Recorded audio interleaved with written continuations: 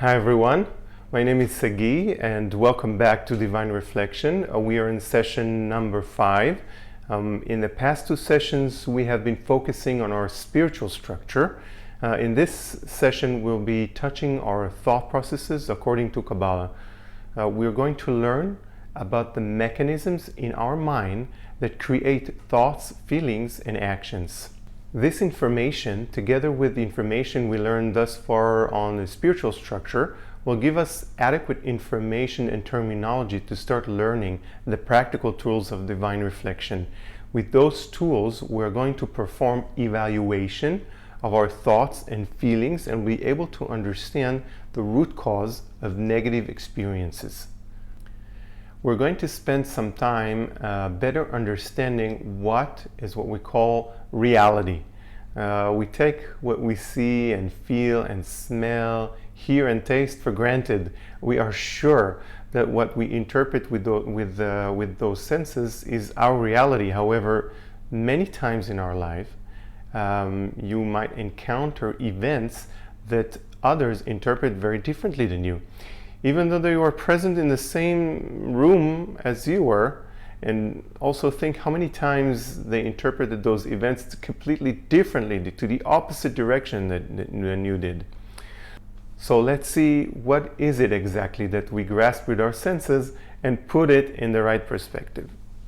I claim that the world that we grasp using our senses is nothing but energetic interactions with our surroundings that create electrical pulses in our brain.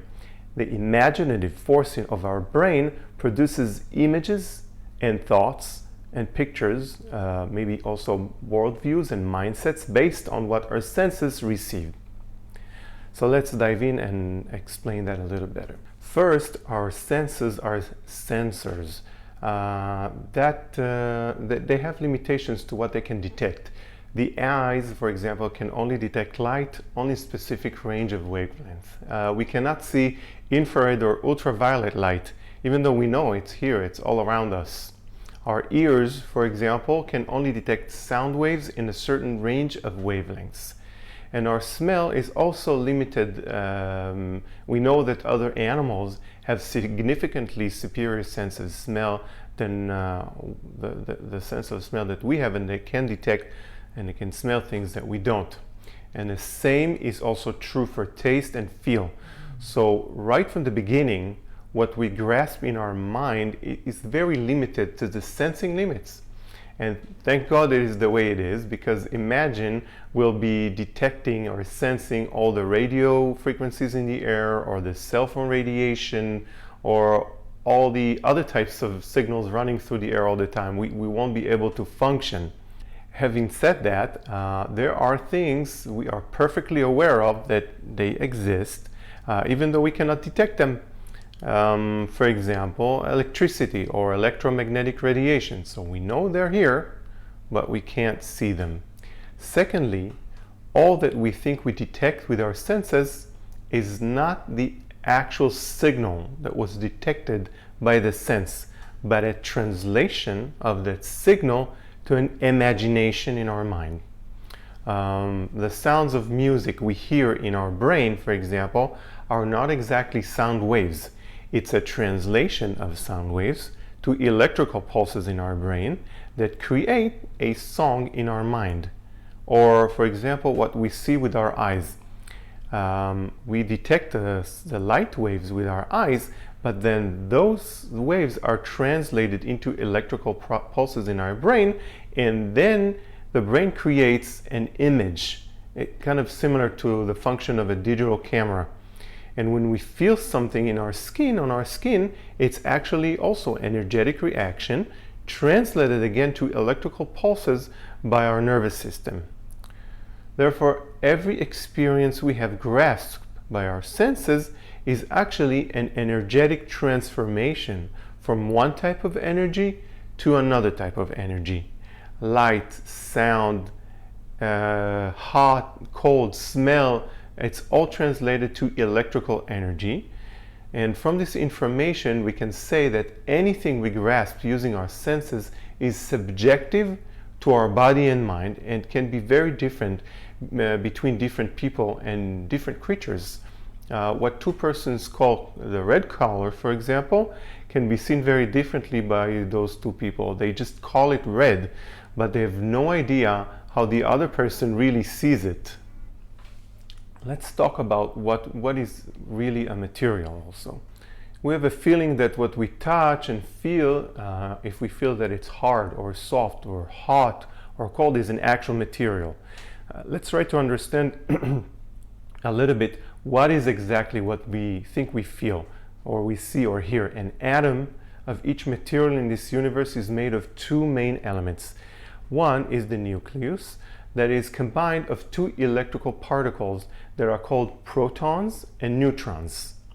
You can think about them as a cluster of grapes, and around them orbits in extremely high speed are the particles that are called electrons. And now let's just imagine or suppose a penny on the table is the nucleus of an atom. The orbit of the electrons that would be around that nucleus would be at a distance of 2 to 3 kilometers. So the distance between the two is actually vacuum. In other words, a piece of rock held in our hand contains in it trillions of tiny solar systems. Those are atoms making that rock, but actually 99.999% of it is actually vacuum, nothingness. If we could pause for one moment the constant orbit of all the atoms that make up this universe, the reality we know today will shrink to almost nothing. Today also physicists discover that even the particles we call protons and neutrons that make the atoms are also made of significantly smaller particles that are called quarks. And nobody knows exactly whether these quarks are actual material or they're also made of smaller particles as well. So what am I trying to tell you here? So that what we feel, okay, what we're feeling exactly when we're holding a rock, what is it? Or when we're hugging somebody, or when we see a nice view, it's 99.9% vacuum. So what is it that we sense? Or when we touch something and feel it, our body's atoms don't really touch the atoms of the other object, because the atoms, like we said, it's 99.999% vacuum.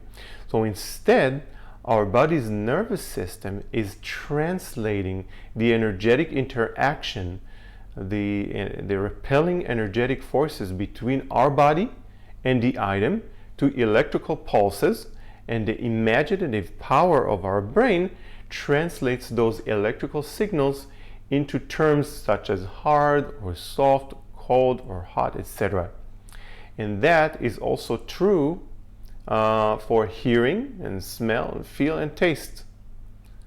So it is pretty safe to say that everything we think is real. Any type of material we think we know what it is actually an interpretation of our mind of what was grasped in our senses as electrical pulses. Now it gets even more complex when we talk about things that we can't even detect with our senses, but still are very real to us, such as feelings like envy or jealousy, happiness and sadness. And why am I telling you all this story? I hope I didn't get you confused. I'm telling it to you so that you open your mind to the possibility that what you perceive as reality and is very clear to you at the moment is not so absolute.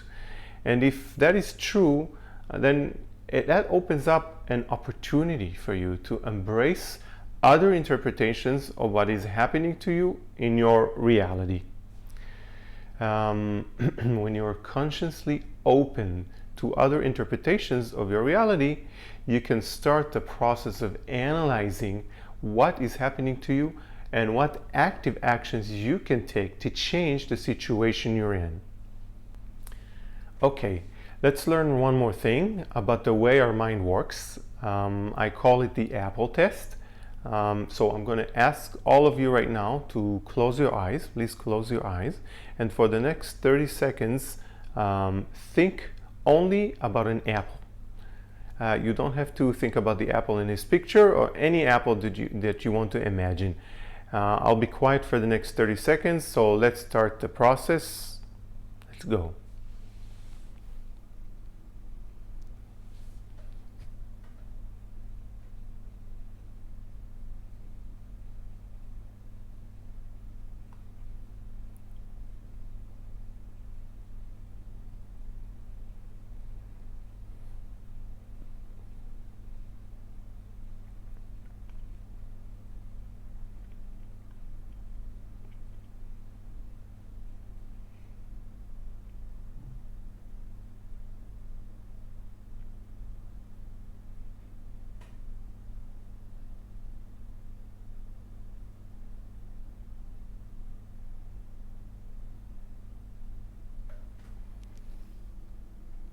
Okay, open your eyes.